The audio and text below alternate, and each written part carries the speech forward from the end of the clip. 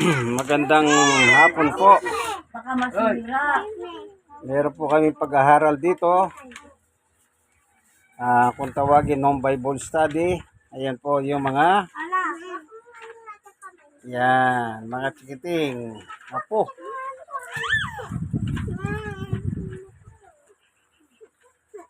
Ang kakantahin po namin kay buti-buti mo, Panginoon, ano?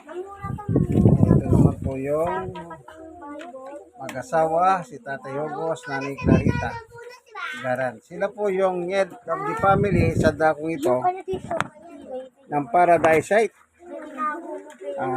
Barangay 128, Zone 10, District 1, Balot, Tondo, Manila. Ano? Kaya kakanta po kami. Nag-aaway ka, Ay buti-buti mo, Panginoon. Okay? 1, 2, 3. Ay buti-buti mo, Panginoon, sa lahat ng oras, sa bawat araw. Ikaw laging tapat kung magmahal. Ang iyong kawan sa kasalangan. Pinuri, sinasamba kita.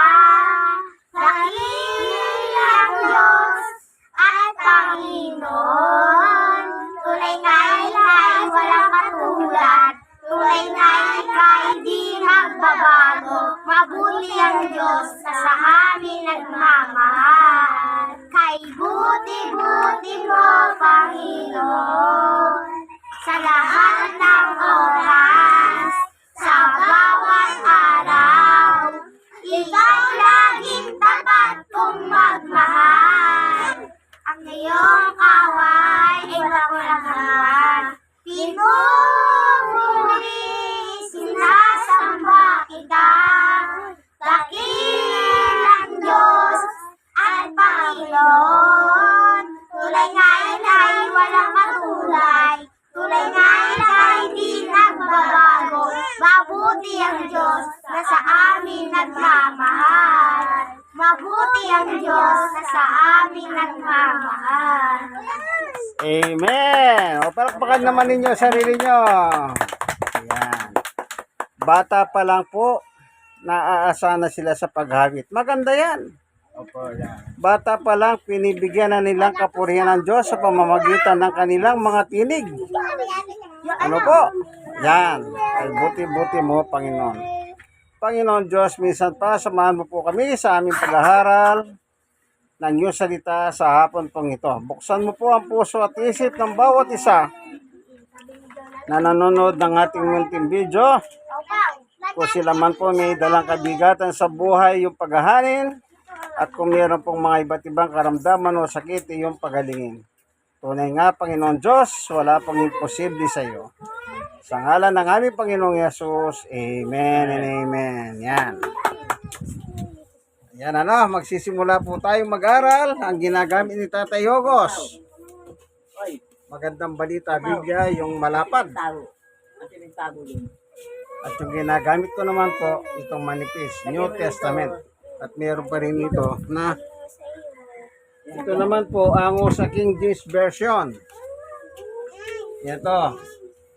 Pero bagong tipan lang, kalahati lang. Ango po sa salitang King James Version. Ano? Ayan. Bata pa lang, meron na po silang Biblia. No? Kaya kami po ay mag-aaral ngayon ng iyong salita. O Tatay Ogos, ang ating pag-aaralan ay walang iba kundi yung tamang haral ng Biblia. Bilang mga lingkod ng Diyos, kailangan ang ating tinatalakay tungkol lang sa salita ng Diyos. Yung tamang aral na nakasulat sa Biblia. Yan. Sila po yung mga hapo ni Tatay Ogos at Nanay Clarita, no? Kukunti lang yan, meron pang wala dyan. Ayan. Nakakatuwa po, ano? Bata pa lang sila, natitraining na silang umawit at makinig ng salita ng Diyos. So, pa sa ganon, pagdating ng araw na sila po'y lumaki, meron na po silang natututunan. Kasi po, bata man o malaki, meron pong kaluluwa yan na dapat maligtas. Ayan, tinatas pa nila yung Bible na hawak nila, no? Na King James Version. Ayan. Ito.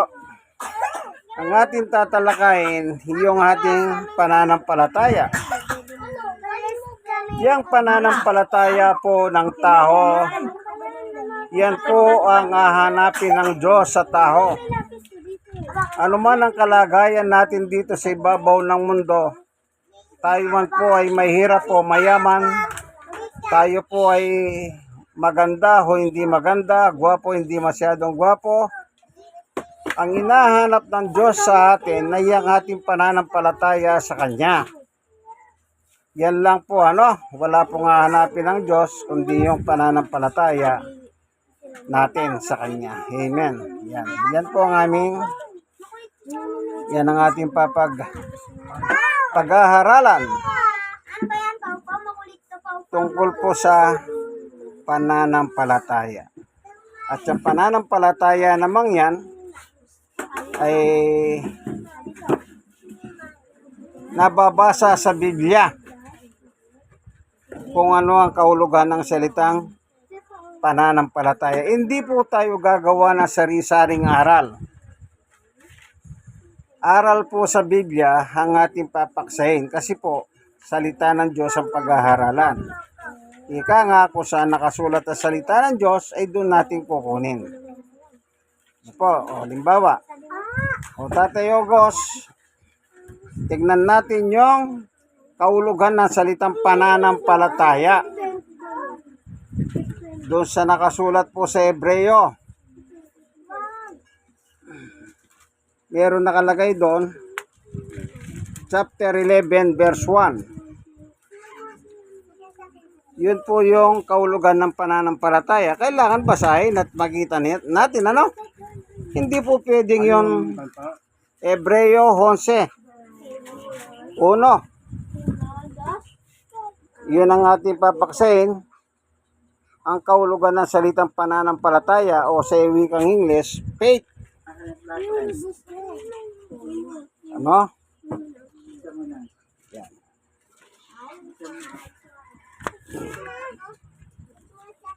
Yan.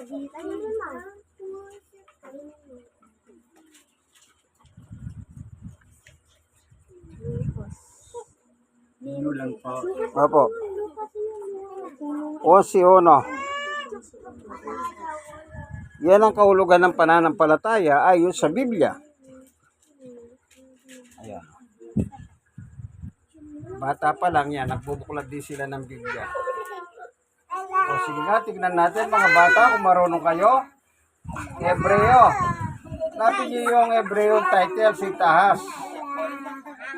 Tapos 11. Chapter 11, verse 1.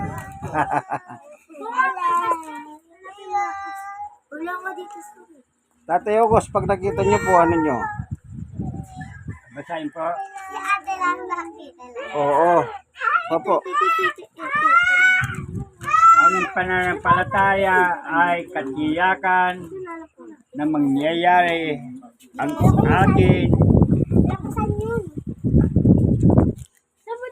atin mga naasahan at panindigan tungkol sa mga bagay na hindi nakikita. Ayan, 11, 11:1. Ayan po. Ayan. Nakita mo na, Tatay Ogos? Ayan o. Ulitin mo nga, Tatay Ogos. Yung mga bata Ang pananampalataya ay katiyakan na mangyayari ang atin mga inaasahan at panindigan tungkol sa mga bagay na hindi nakikita. Ayan. Pinagkikita ng Biblia kung ano yung paniwala o pananampalataya. Mga bagay na hindi nakikita. Halimbawa, naniniwala ba kayo mayroong langit? Kung naniniwala kayong may langit, yan po'y pananampalataya. O naniniwala kayong may Diyos? Kung meron, yan ay pananampalataya. Mga bagay na hindi nakikita. at yung mangyayari in the future. Pag naniniwala ka, merong langit pupuntahan ng tao pagdating ng araw, yan ay paniniwala, ay pananampalataya o paniniwala. Kaya yan ang kahulugan po ng pananampalataya, ano? Yan ang ating pinapaksa. Ngayon, ang tanong, ganito lang. Paano tayo magkakaroon ng pananampalataya sa Diyos? Yan ang tanong. Paano? Meron pong paliwanag si Apostol Santiago dyan o Apostol Pablo sa Roma 10:17. O Tatay Ogos, Roma 10:17. Tingnan naman natin ang paliwanag ni Apostol Pablo. Paano tayo magkakaroon ng pananampalataya? Tandaan niyo po, ang kahulugan ng pananampalataya, mga bagay na hindi nakikita pero pinaniniwalahan natin. Mga bagay na mangyayari in the future. Pero naniniwala tayo na darating si Jesus. Yan ang pananampalataya. Ganun lang po yun, ano? Kaya Roma 10:17, paano naman magkakaroon ng pananampalataya ang tao? Yan.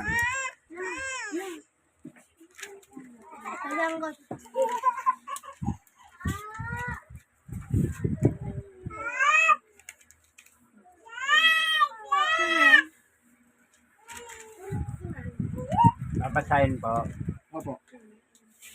Kaya ang pananampalataya ay bunga ng pagkikinig.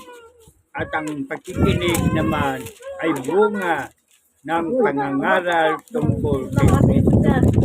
Amen. Maliwanag po, ano? Hindi may kapatid. Ang sabi ni Pablo, ang pananampalataya, kaya magkakaroon po tayo ng pananampalataya, ay nagsisimula po sa pakikinig. Kailangan marunong tayong makinig.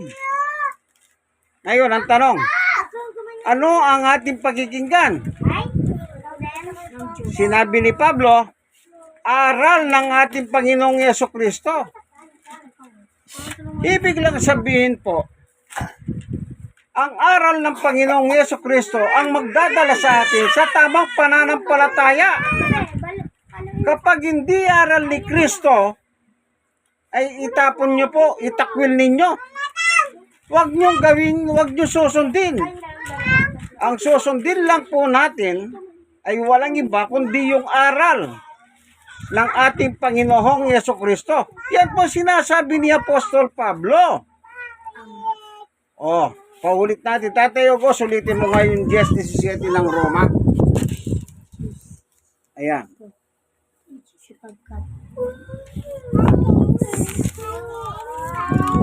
Kaya ang pananampalataya ay bunga ng pagkikinig. At ang pagkikinig naman ay bunga ng pangangaral tungkol kay Kristo. Oh. Maliwanag po. Anong pangangaral? Tungkol sa Panginoong Yesukristo. Yan po ang tamang pananampalataya. Hindi ka magkakamali dyan. Kailangan ang dalang aral ng Panginoong Yesukristo. Ngayon, pwede po ba yung aral ng mga tradisyon? Yung mga aral ng turo at ng mga taho? Ay hindi po. Hindi po pwede yun. Kailangan po ang aral ay dala. Ay aral ng Panginoong Yesukristo. Pag yung tradisyon, tignan po natin yung tradisyon. Yan bang mga tradisyon ni tinuturo ng Panginoong Yesus o ayon sa gusto ni Yesus? Hindi po. Mapuputikan yan. Babasahin po natin sa Kolosas 2:8. Yan, Tatay Ogos, 2:8 ng Roma, no? Diyan natin titignan. Kasi sa panahon natin, ngayon, lalo na po ngayon, marami na pong tradisyon ang mga tao ngayon na pinipilit nila na yung tradisyon na yan ay tama. Roma Ayun po. Lucas, ano po, Kolosas. Opo. 2:8. Yan, tingnan natin kung ano naman nasabi ni Pablo tungkol sa mga tradisyon ng taho. Para hindi po tayo magkamali. Kasi ito po ang buhay natin. Ang nakasalalay dito ay ang ating pananampalataya. Ano po? Yan, tingnan natin ano.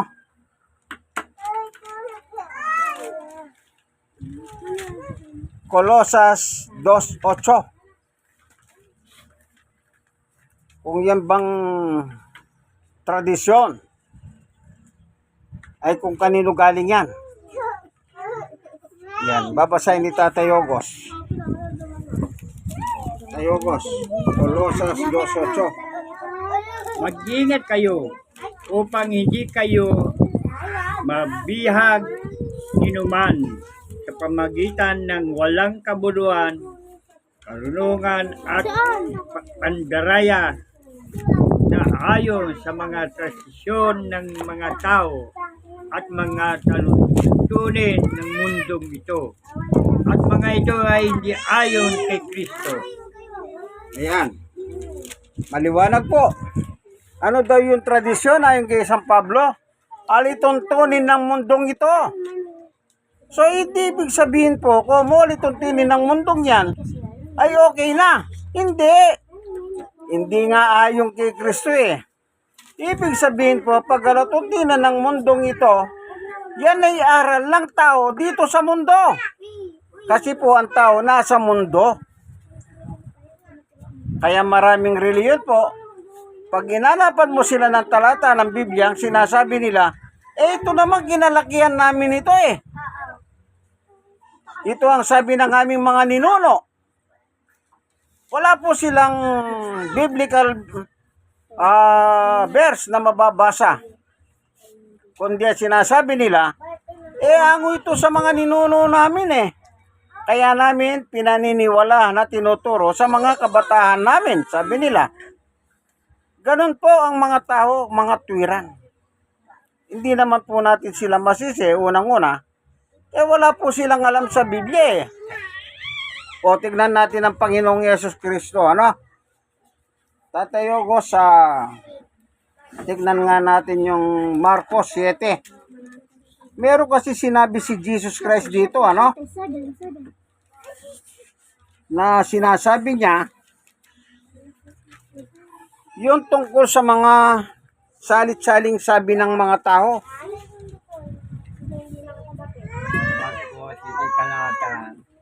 Marcos chapter 7 verse 6, 7 8 hanggang 8. Yun po. Marcos chapter 7 verse 6, 7, 8. Yan naman ang sinasabi ng Panginoong Yesus tungkol sa mga tradisyon o salit-saling sabi ng mga tao. Ano yan? Human teaching.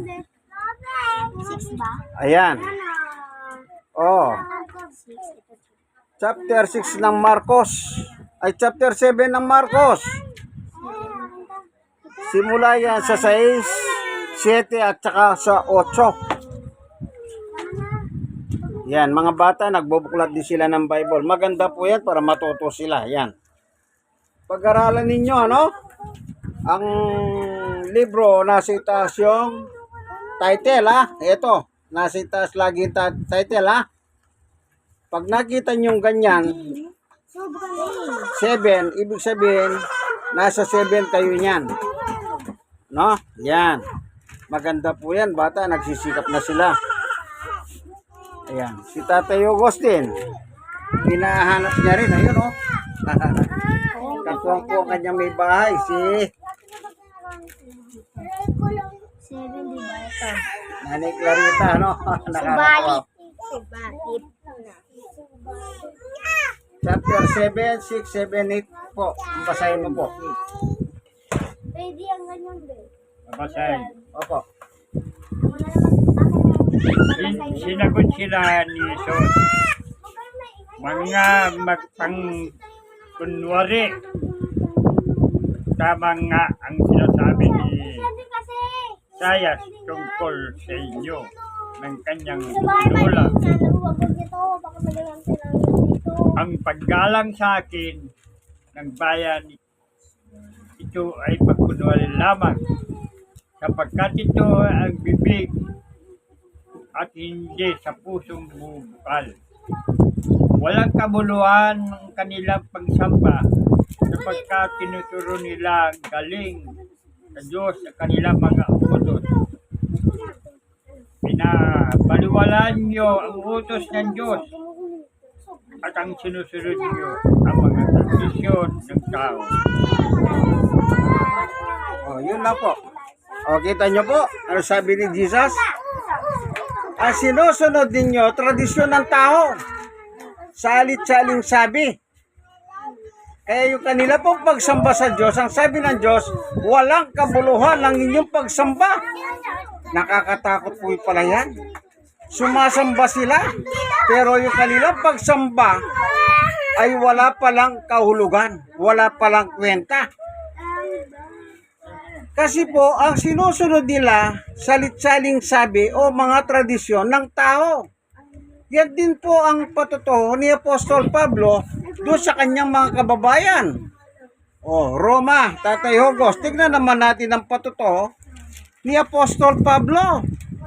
Meron po siyang patutuho sa libro ng Roma chapter 10. Tignan po natin ano.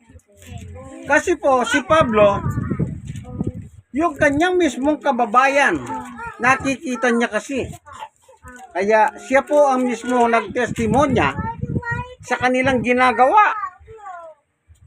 Ano? Tignan natin ano. Roma chapter 10. Chapter 20 ng Roma. Ay 20. Chapter 10. Roma chapter 10 po. Verse 1 and 2. Yan. Roma chapter 10 verse 1 and 2. Ito po yung patutuho ni Apostol Pablo sa kanyang mismong mga kababayan kung paano po sila sumasamba. Tandaan nyo po yung sinabi ng Panginoong Yesus. Sumasamba sila pero walang kwenta. Sipin mo po yan. Akala nila yung kanilang pagsamba sa Diyos, okay yun. Pero sabi ng Panginoong Yesus, hindi okay yan. Hindi okay ang inyong pagsamba, sabi niya, sa Diyos. Kasi nga po, imbis na sundin po nila mismo, yung aral ng Diyos,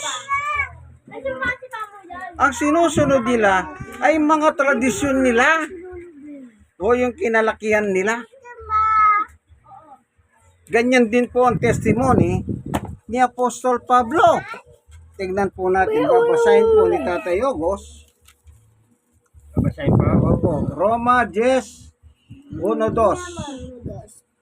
Mga kapatid, ang pinakakanais puso ko ay dinalangin ko sa Diyos ay ang maligtas ang Israel. Sapagkat saksi ako na sila'y masigasig na maging kalugod sa Diyos. Hindi nga lamang batay sa tamang kaalaman. Ayan ano? Ang ginagawa po talaga nila, mapalugod sila sa Diyos. Sabi ni Pablo, saksi ako eh. Ibig sabihin ng saksi, nakikita. O nakita. Hindi po pwedeng maging saksi na wala kang nakita. Hindi ka saksi dyan. Bulang saksi ka. Pero si Pablo, saksi talaga. Nakita niyang mga kababayan niyang Israelita. Ang kanilang pagsamba, ang kanilang maging kalugod-lugod sila sa Diyos. Pero, anong sabi ni Pablo? Hindi ayon. Yan. Tatay Hugos, sulitin mo nga yung 2. Yan, verse 2 lang. O kaya, 1 and 2 na po. Ulitin na lang natin. Mga kapatid, ang pinakananais ng puso ko at idarangin ko sa Diyos ay ang mamaligtas ang Israel, sapagkat saksi ako na sila'y masigasig na maging kalugod-lugod sa Diyos, hindi nga lamang batay sa tamang kaalaman. Ayan. Kaya ang dalangin niya sa Diyos na yung kanyang mga kababayan ay maligtas. Isipin mo, sumasamba, hindi pala sila ligtas. Kasi po, hindi ayon sa tamang kahalaman ang kanila sinusunod. Oh, wag niyo po sabihin hindi religyoso mga taong yan. Yan ang sinasabi ng Panginoong Jesucristo. Ang sinusunod nila kasi yung ayon sa kanilang tradisyon, yung salit-saling sabi ng tao. Imbis na sumunod po sila sa aral ng ating Panginoon, na gaya na sabi ni Pablo, kailangan aral ng Panginoong Jesucristo. Tatay Hugo, sulitin mong muli ha. Roma 10:17. Yan, pakiulit mo yan. Binasa mo kanina yan, ulitin mo lang. Sa Roma 10:17. Ano? Yan, nandyan lang naman yan, ano? Yung binasa mo kanina, 10:1-2. Ngayon, magpunta ka lang sa 17. Ulitin mo lang ang 17. Kaya ang pananampalataya ay bunga ng pagkikinig, at ang pagkikinig naman ay bunga ng pangangaral tungkol kay Kristo. Ayan. Makinig lang daw tayo. Pero ang pakikinggan natin walang iba, kundi yung aral ng ating Panginoong Jesucristo. Oh. Kapag yung pinakinggan mo ay aral ng Panginoong Yesus, sigurado, langit ka. Eh bakit? Eh aral na ni Kristo, sinusunod mo eh. Pero, etong babala. Ang babala naman ni Juan, ikalawang Juan, Tatay Ogos, meron pong babala si Juan tungkol sa mga hindi ayaw. Tignan natin. Ikalawang 1 po pala, ikalawang 1, ano? Tayo Ogos, ikalawang 1, verse 1, ay chapter 1, verse 9.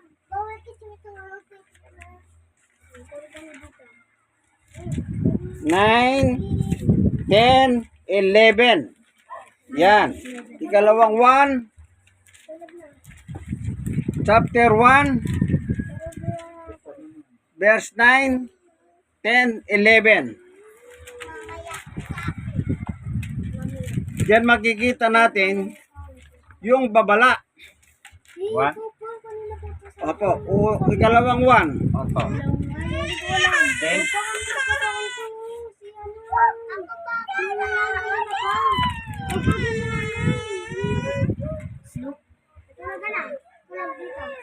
Ayan. 10-11 po, no?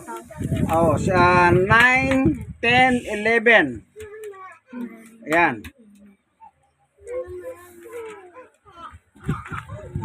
Sa ikalawang 1. Yan ay babala ni Juan. Tignan po natin gaano kaliwanag ang kanyang turo dyan. Wala po tayong dinadagdag, tatandaan nyo, ano? Nagbabasa po tayo. Si Tatay Ogos po, edad niya 82, lolokoy pa ba kayo niyan? 80 na. Lolokoy pa ba kayo niyan? Hindi na po kayo lolokoy niyan. May bahay ko 82. Ayan. 82. June Ayan. 12. Ako po, mag-August 8. August 8, 2044. Yung August, maging 10 na ako po. Ayan. Si Tatay Ogos, basahin mo yan, ano? Babasahin po itong kan.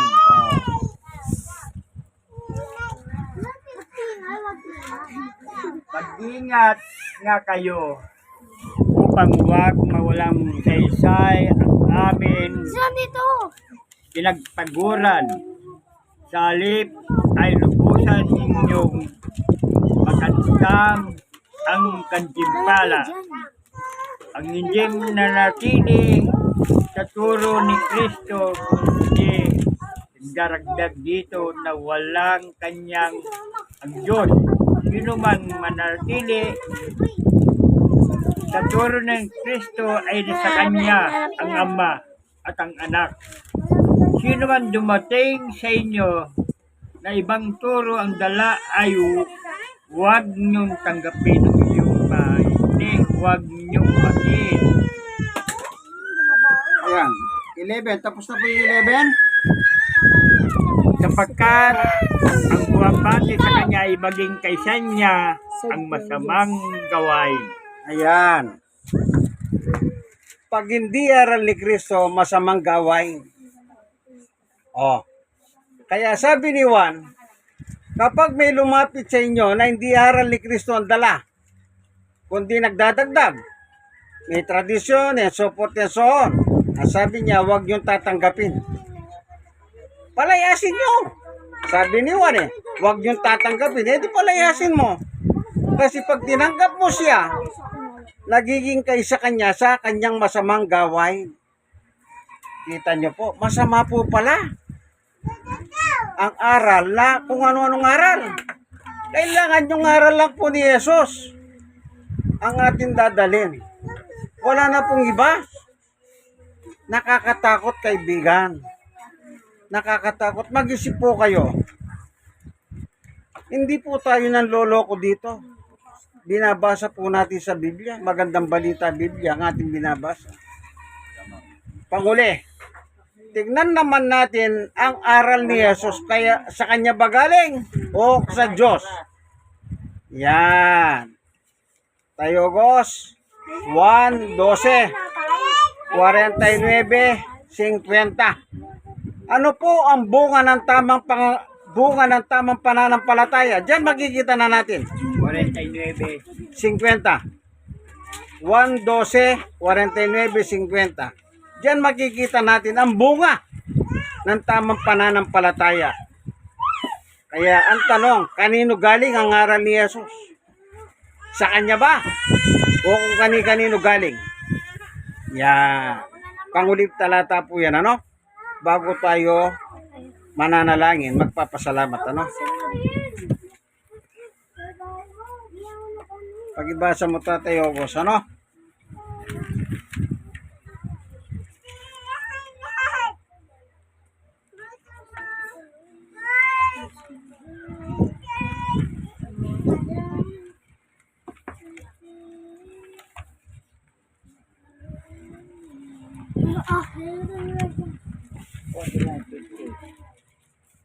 One, 12.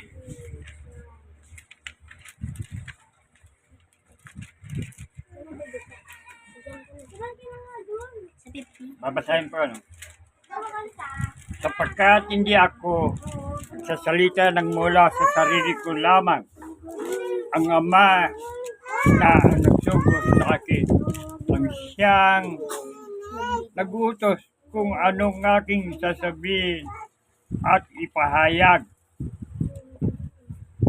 At alam kong ang kanyang utos ay nagbibigay ng buhay na walang hanggang. Kaya nga pinagsasabi ng Ama ang siya kong ipinapahayag. Amen. Maliwanag. Kung ano po yung sinabi ng Diyos sa kanyang anak, kay Jesus, Itong batang to. yun po ang sinasabi ni Jesus. At ano ang bunga? Buhay na walang hanggan. Ibig sabihin po, kung paniwalaan nyo po ang ating Panginoong Jesus, pinaniwalaan ninyo ang Diyos at ang inyong wakas ay papuntang langit. Yan po ang nabasa eh. Yan ang nakalagay. Ano po? Salamat Panginoon Diyos sa iyong turo at aral sa amin sa pagkakataon nito. I-bless mo po ang bawat isa, lalo na po itong mga batang ito. Bata pa lang sila, Panginoon Diyos, turuan mo silang lumaki na maging maibigin sa iyo. Hallelujah. Tulungan mo po si Tatay Hogos, kasama po si Nanay Claring sa kanilang edad, 80-82, po senior citizen na po sila. Tulungan mo po kasama ang kanilang mga mahal sa buhay, mga anak, manugang at mga hapon. Saan man sila dakong naroon, Panginoon, ingatan mo po ang bawat isa. Ingatan mo po itong tahanan nila, nilayo sa pagkawasak. Bigyan mo po sila mapayapat na imbing na tulog sa gabi, O Diyos. At gisingin mo po sila sa umaga, taglay ang buhay at lakas nagmula sa iyo. Maraming salamat po sa iyo, Panginoon Diyos, sa ngalan ng aming Panginoong Yesus. Amen and amen. God is good all the time. Okay, kakanta na naman tayo. Anong kakantahin natin? Diyos ay pag-ibig. Mapo ka lang. Bibigyan ka. Teka lang. Mapo kayo, bibigyan kayo.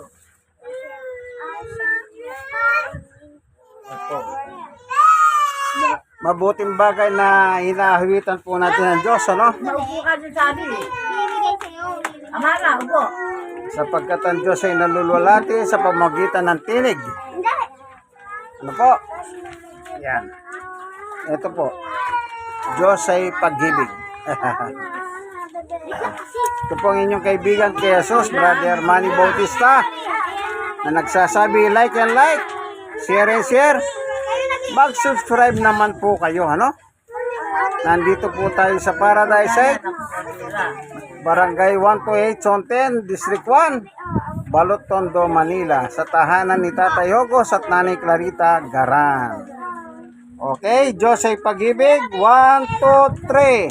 Pag-ibig siyang pumukaw Sa ating puso'y kaluluwa, ang siyang nagdulog sa ating buhay ng gintong araw at pag-asa. Pag-ibig ang siyang maglunati, di mapabawi kailan pa man. Sa puso't diwa, tayo'y isa lamang, kahit na tayo magkawalan. Pagkat ang Diyos natin, Diyos ng pag-ibig, magmamahalan tayo'y magtulungan. At kung tayo'y bigo, ay huwag limutin na may na Diyos Diyos tayo, nagmamahal. Sikapin sa ating pagsuyo, ating ikalat sa buong mundo. Pag-ibig ni Jesus ang siyang sumako sa bawat pusong bughang sa pagsuyo. Pagkat ang Diyos natin, Diyos ng pag-ibig, magmahalan tayo'y magtulungan. At kung tayo'y bigo, ay huwag limutin na may Diyos tayo nagmamahal. Diyos ay pag-ibig. Praise God. Maraming po salamat, Panginoon Diyos. Huwag lang gamuhan, baka Bless niyo na po ang bawat isa sa amin sa pagkakataon na ito na kami po ay katatapos lamang ng home Bible study. Tahimik kayo, nananalangin sa bato. I-bless mo po ang bawat isa, Panginoon Diyos. Sa ngalan ng aming Panginoong Yesus. Amen. God is good. All the time. All the time. Amen. Amen.